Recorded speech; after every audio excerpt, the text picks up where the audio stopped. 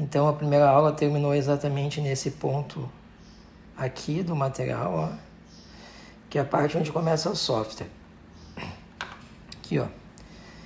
Nos 8 pilares técnicos que eu chamo de zonas de conflito, com a ajuda do LoveDev, Prompt GPT e a minha experiência pessoal, eu recortei da Resolução 36 de 2024 do Conselho Nacional de Políticas Criminais e Penitenciárias. Defesa no ato tem que estar presente, temos que ter uma comissão multiprofissional. Daí eu vou explicar depois. O manual ele abre cada ponto desses. Temos que ter a baseline, a longitudinalidade, então você pode também ler abaixo, eu vou preferir explicar com detalhes. Temos que ter requisitos e escopo bem delimitados, linguagem sem estigmatização, não podemos fazer a prognose de reincidência, que aqui a gente está chamando de item 6, vedação de prognose. Temos que ter instrumento e método para justificar o laudo que estaremos fazendo. Prazos e efeitos, a Resolução 36 de 2024, ela trata bastante de prazos e efeitos e ao passo que não são cumpridos também ou se explicita no laudo ou, de repente, até a defesa da pessoa candidata à progressão pode fazer jus a uma falha nesse quesito. Então, cada pilar da zona de conflito será detalhado nas sessões seguintes. A ausência de manuais, eu chamo atenção para esse ponto porque é preciso manualizar. Manualizar no serviço público significa criar uma linguagem comum, significa criar checklists, transparência, defesa profissional para qualquer problema que há de vir. Quando não se manualiza, se aumenta ruído, se permite colisões normativas, legais ou infralegais, e o psicólogo fica à mercê de arbitrariedades. É um manual que foi feito com inteligência artificial, né, com minha experiência de 13 anos, mas é um material que pode ser contestado, é evidente, né, mas acredito que está bem feito e o feedback vai ser bem importante. E não ocorre injustiça, né, quando tem o manual, porque tu vai para uma regra consensual onde cada ator na sua posição pode verificar. As 8 zonas de conflito, então, que cada uma representa um campo de tensão entre normas, práticas e limites. Defesa no ato. A defesa ela pode estar presente no ato. A partir de 4 de novembro de 2024, os delitos a posteriori poderão ter a defesa no ato. E já é facultativo, quem quiser usar, eu já acredito que a gente possa usar. Porque se existe um parâmetro ideal, por exemplo, criminológico, por que eu vou usar aquele que não é ideal? Mas obrigado mesmo, delitos após 4 de novembro de 2024. Defesa no ato. Debate e contexto. Bem exemplificado. A presença da defesa técnica no ato pericial representa um avanço garantista fundamental, mas também uma zona de alta tensão prática. Um exemplo de conflito, por exemplo. O advogado interrompe constantemente a aplicação dos instrumentos. O defensor, o advogado, exige que o psicólogo justifique cada anotação que ele faz durante o exame. O psicólogo registra inadequadamente a presença do advogado, gerando contestações e até bate-boca. Quais são as boas práticas? Registrar formalmente no termo de abertura o nome do advogado, a OAB, o horário de entrada e saída. Explicar no início para o advogado os limites do ato pericial e o quanto é importante que cada um se coloque numa posição de respeito, né? Durante esse... Já é difícil fazer uma perícia em condições normais. Imagine nessa condição artificial de ter um advogado olhando. Por isso até que a perícia ela é diferente do exame criminológico. É uma perícia, não é uma perícia tradicional e nunca vai ser, com tantas regras. E as regras têm sua razão de existir, é isso que a gente vai conversar aqui. Tem limites técnicos, éticos, morais e científicos para que ela não seja uma perícia tradicional. Documentar eventuais incidentes, né? Interrupções prolongadas, tentativas de obstrução do advogado, desrespeito. Estabelecer protocolo escrito da unidade sob a presença da defesa. Que unidade foi, qual foi o defensor. Aqui, ó, pode abrir se quiser. Você vai ver a resolução aqui, ó. Tudo é interativo. E vai achar essas zonas de conflito. Eu não vou... O manual autoexplicativo eu não vou ficar me detalhando muito.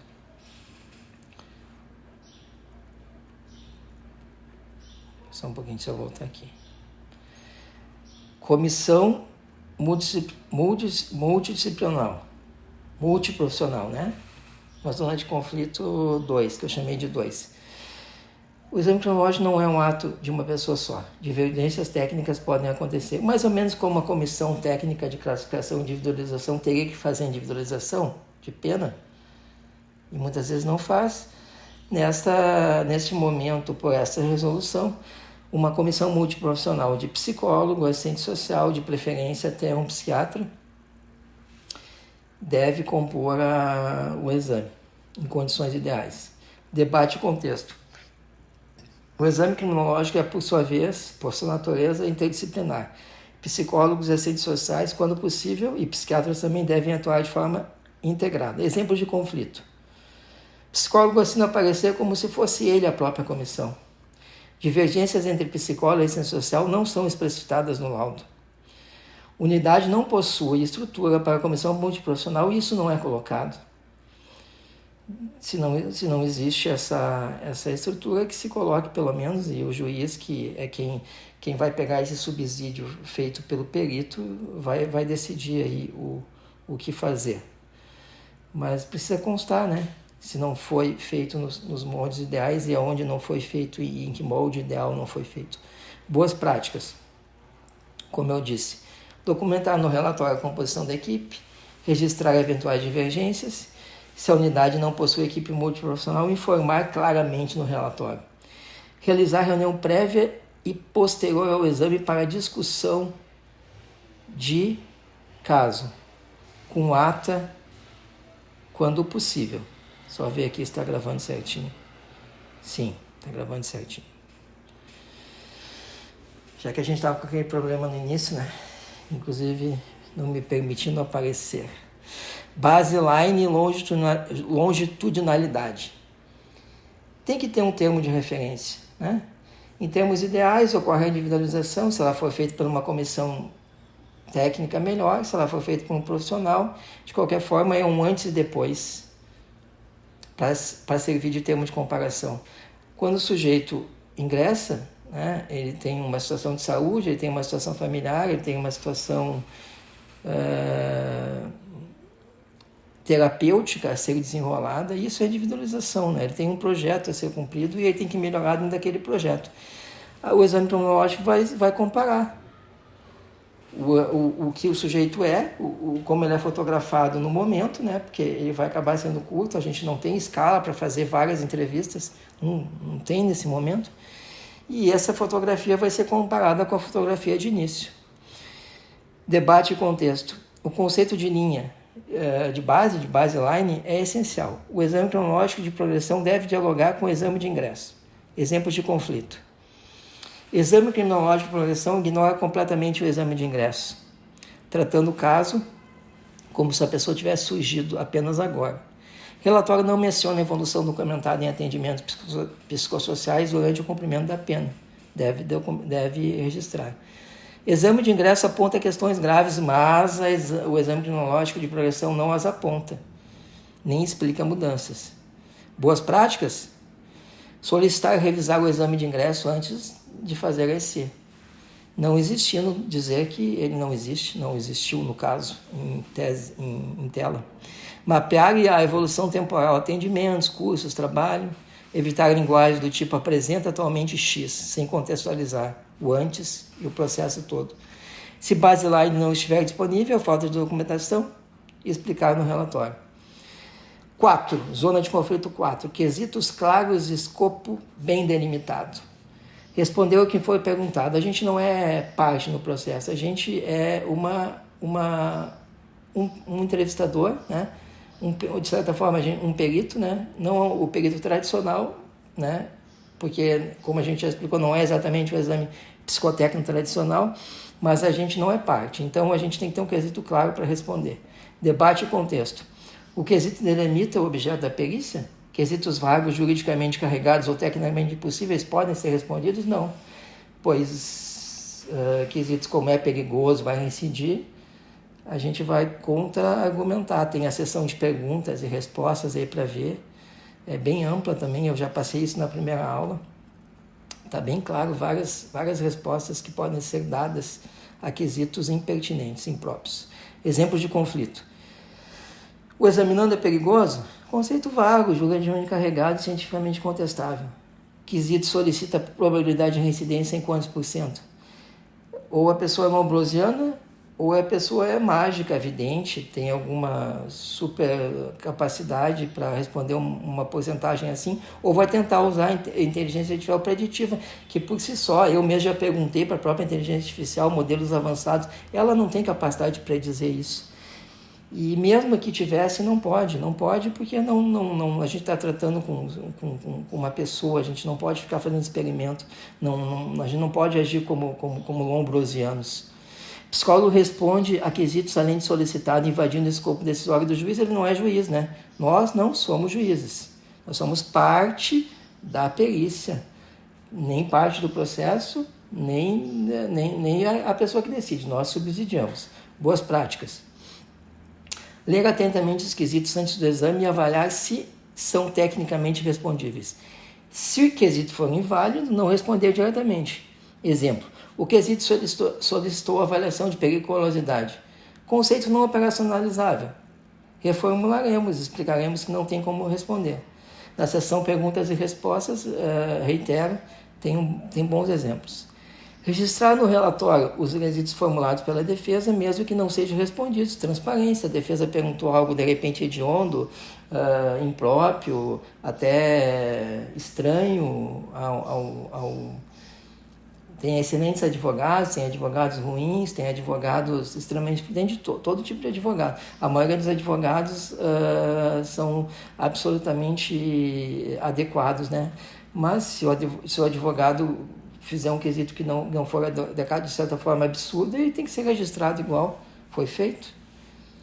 Se a defesa tem que estar no momento, o registro do que a defesa falou, por óbvio, tem que ser explicitado. Linguagem sem estigma. Não usar estigmatização que tenha relação com o nome delito delinquente. A linguagem técnica não é neutra, ela constrói a realidade, mas mesmo assim o binômio delito delinquente, ideia de que o crime define a pessoa, é ultrapassada, deve ser evitada. Personalidade criminosa, antissocial, delinquente inato, perfil perigoso, bandido, nada disso, né? Nós somos técnicos, né? Nós não somos profissionais de senso comum. Se fôssemos, né, não precisaríamos estar recebendo esse salário, estar no concurso que estamos. Então, se fosse para fazer uma perícia de intuitiva, de senso comum, né, deixássemos para outras pessoas fazerem. Exemplos de conflito. Relatório usa termos como personalidade criminosa, delinquente, sujeito perigoso. Laudo faz inferência causal direta. Cometeu o crime porque possui traço X. Linguagem moralizante, não demonstra arrependimento verdadeiro. Por mais que na contra-transferência a gente sinta isso, a gente não tem uma evidência, não tem ciência para dizer conceito, então a gente não diz. A gente não moraliza uma entrevista. Predição de reincidência, debate e contexto. A vedação, a prognose e predição de reincidência é um dos pilares mais polêmicos e desde a resolução de 12 de 2011, né, que foi retomada agora de alguma forma aqui, a gente sabe que a gente não é vidente, que a gente não é oráculo, que a gente não prediz reincidência, teste nenhum faria. E se faria com injustiça com muitos. Injustiça com muitos é injustiça com todos. No Estado de Direito, a gente não pode exercer, a gente não pode praticar o direito do inimigo, né? Porque se 3 ou 4 pessoas podem ser justamente diagnosticados ou permanecerem presos, por si só, a gente já não pode usar uma regra que venha a prejudicar algumas pessoas, na porcentagem que sejam, porque essa porcentagem poderia ser um de nós. Exemplos de conflito. Relatório crucial. Apresenta alto risco de reincidência. Relatório conclui, desculpa. Apresenta alto risco de reincidência. Não deve fazer. Uso de instrumentos de avaliação de risco como PCLR. PCLR. Um instrumento, né, para traços antissociais, se eu não me engano. Eu acho que é a escala Hagen, né? Não pode ser usado aqui. Atenção, aplicação de A, né? Pergunta lá para o GPT, um modelo de linguagem mais avançada, uma construção do GPT em cima de um agente autônomo para, de repente, melhorar. Não pode, não tem como. Não tem como, a própria inteligência artificial já diz que ela não tem essa certeza. E se um dia tiver, terá que ser muito científico, porque prejudicar dois é prejudicar a todos. Você poderia ser um desses dois. E a gente sabe, né? Todo mundo pode ser preso um dia. Acontece, são 1.700 tipos penais no Brasil, né? Ou mais até. Até um acidente de trânsito, uma briga no bar, uma violência, de tudo, né? Então, o que serve para o preso pode eventualmente um dia servir para nós, por isso ele tem que ser correto do Estado Democrático de Direito. Boas práticas. Não fazer afirmações do tipo apresenta risco X de reincidência, não usar scores ou escalas como se fossem preditores deterministas, não aplicar IA preditiva. Focar em descrever aspectos observados, contextualizar condições atuais, apontar fatores de proteção e vulnerabilidade, sem predição, somente isso. Aqui tem até a nota técnica do CFP, eu preferi botar, você pode abrir, ó, que aqui eu preferi colocar ela, acho que é melhor. Dá para aqui o link.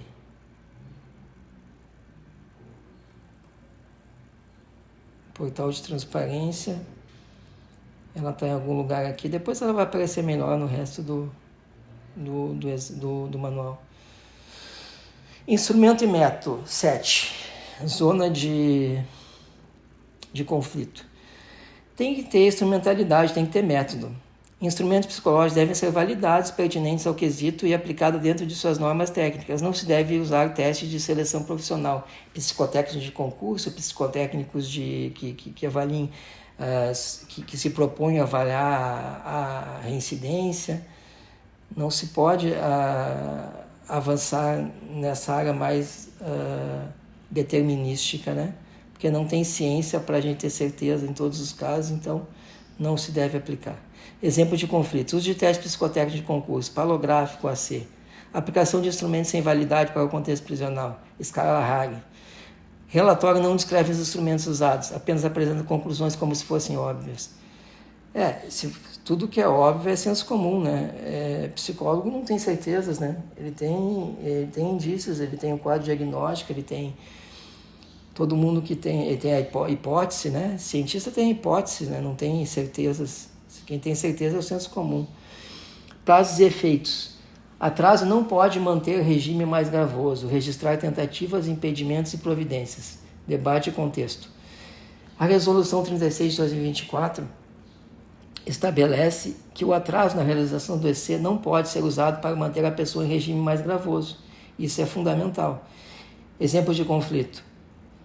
EC atrasa mesmo por falta de equipe. Profissional não registra tentativas de agendamento. Unidade usa atraso como punição velada. Né? Não que elas façam isso, mas em algum momento, né? Algum caso específico, né? Enfim, né? Uma divergência com o preso, uma vontade de punir. Estou falando de exceção, tá? Não estou falando que as coisas são assim, porque eu até acredito que ultimamente não estejam sendo. Então o preso não pode ser prejudicado. Muitas vezes o diretor da casa quer ajudar o preso, inclusive, não quer prejudicar. Boas práticas. Registrar formalmente todas as tentativas de realização do EC. Documentar impeditivos estruturais, falta de sala, sobrecarga de demanda. Comunicar formalmente à direção e ao juiz os atrasos e suas causas. Não usar o atraso como justificativa para manter regime mais gravoso. Aqui é a resolução, de novo eu botei, tá? Seguindo. Pode haver outras zonas possíveis de conflito. As que eu mapei são essas 8, né? mas a resolução é ampla, então podem haver outras, né? E não estou dono da verdade. Se acharem outras, estudem a resolução e as apontem. Perguntas frequentes, já passei por essa parte. Lá na aula 1, posso recusar requisitos? Se o juiz insistir em petição de reincidência, está aqui uma respostinha. Advogado pode assistir? Pode, está aqui a respostinha. Posso usar teste psicotécnico de concurso? Está a respostinha aqui. Divergências na equipe devem constar no relatório? Respostinha aqui. E se direção do juiz pressionar por parecer favorável ou desfavorável? Tá, a resposta aqui. Pode até ser assédio moral, pode ser denúncia de conceito, isso é complicado, né? O profissional tem que ter a liberdade ética, técnica e autonomia para não sofrer assédio, né? Responder como deve ser respondido. Não encontrou sua dúvida? Conselho Federal de Psicologia, CRP de sua região, um supervisor mais experiente, grupo de estudo no judiciário, na comunidade de colegas, no núcleo do seu CRP, na organização de um grupo de colegas no sindicato, grupos de estudo, tá? Numa faculdade, documentação oficial. Acesse os links oficiais no rodapé dessa página. Depois vou mostrar. Casos práticos do conflito, a solução, caso 1, tá? Periculosidade. Quesito tecnicamente inadequado, conceito de periculosidade e solicita a predição vedada pela Resolução 36 de 2024. O quesito seria esse. O examinando é perigoso. Qual a probabilidade de reincidência?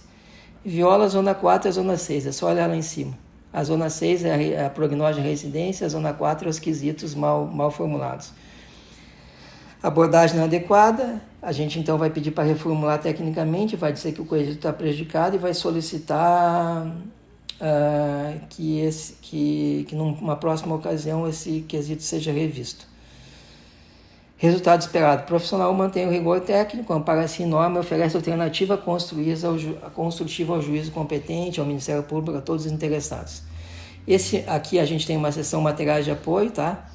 Eu não trabalhei nelas ainda, né? O que eu trabalhei foi ter colocado a aula 1 aqui, já está aqui.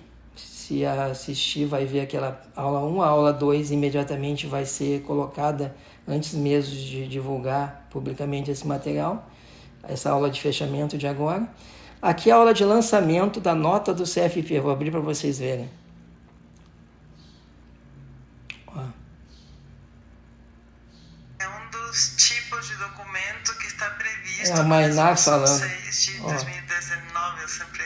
né? Então, existe o laudo, mas existe também um relatório que pode ser psicológico ou multiprofissional. Aqui ela faz a gentileza... Aqui a Mainar faz a gentileza de citar esse material também. Ó, citar o nosso manual aqui. Sem chegada, né? No nosso grupo de trabalho. Eu queria lembrar também da Nádia, que foi assessora. Em algum momento que ela cita. E Ilo e Camila, né? Que são... Mas assim, pessoal, olhem 1h33 no lançamento da nota. Em algum momento, do 1h26 ao 1h33, a Mainar, ela cita o manual, tá? Ela cita o nosso manual aqui. O pessoal gostou bastante e a gente fica muito grato com isso. E aqui uma parte nova porque aqui, na minha opinião, serve para qualquer ator do sistema prisional que queira, de repente, conhecer a ferramenta, o defensor público, excelentíssimo magistrado, senhores promotores, né? Advogados, né? Aqui a gente simulou 100 quesitos, né? No nosso modo de ver, no nosso estudo aqui. 36 em conformidade, 64 sem conformidade. Foi 28 de novembro que isso foi feito, 100 quesitos hipotéticos e fictícios, validar e testar o funcionamento da ferramenta abaixo. Esse foi o objetivo. Mistura de quesitos conformes, que respeitem a legislação, e não conformes. Não são quesitos reais, são modelos criados especificamente para testar a ferramenta. Como são hipotéticos, não consideram o uso de A preditiva. Até você vai ver um bugzinho depois, mas esse bug tem uma razão de existir. Para uso profissional, substitua por quesitos reais de processos aos quais você tem acesso. Claro, se você gostar do quesito aqui, você pode pegar o quesito. Se você for juiz, promotor e quiser fazer um quesito que na visão deste profissional, deste manual, respeita a 36/2024, tem 100 modelos aqui. Eu vou abrir, tá? Vou abrir eles, ó. O juiz, ó, fazendo um quesito, inconformidade. O examinando reúne condições pessoais favoráveis à progressão de regime profissional para o regime semiaberto, considerando sua evolução no cumprimento da pena, participação em atividades educacionais e laborais, bem como o parecer da equipe multiprofissional. Aqui eu estou fazendo até um joinha aqui, você não está me vendo, mas ó, quesito adequado aí.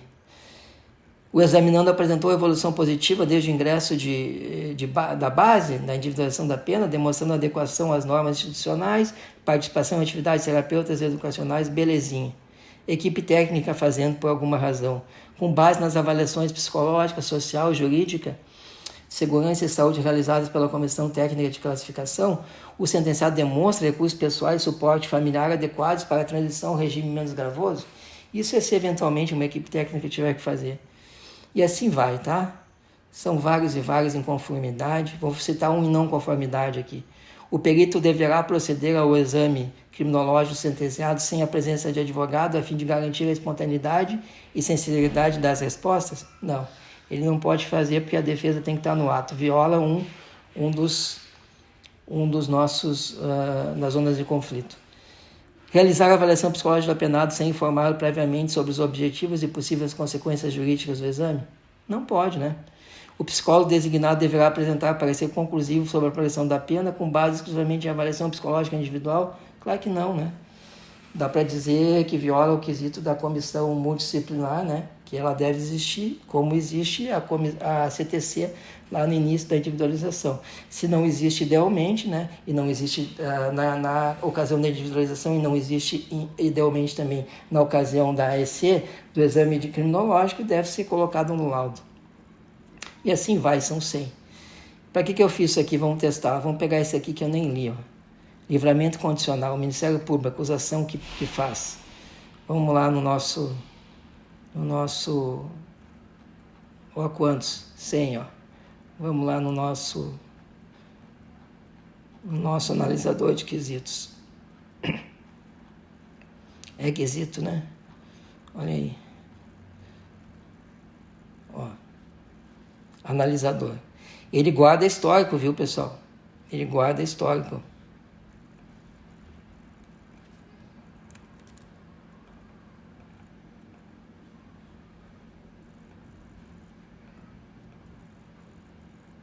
Ó, vou botar aqui o quesito. Então, depois que você... Provavelmente ele vai guardar o histórico. Ó, peguei aquele quesito de cima, identificar as zonas. Ó, defesa no ato, não violou essa aqui, violou a baseline, não violou a 4, não violou a 5, não violou a 6. A 7 sempre vai violar. Por quê? Porque ele que fez, a inteligência artificial que ajudou a fazer os quesitos, então ela vai entender que foi usado. Mas na realidade é um bugzinho, né? Porque ela fez, ela vai entender que foi usado em IA preditiva. É só isso. Não sei se... eu teria que explicar bastante isso para vocês entenderem. Então é isso aí. Tá, sou Gustavo Pedro Polese, tenho 13 anos de execução penal, os links de apoio estão todos aqui, né? Até a 12 de 2011 você encontra, ó, que não encontra-se em lugar nenhum, tá aqui, ó. Tem a do CFP, tem a LEP, tem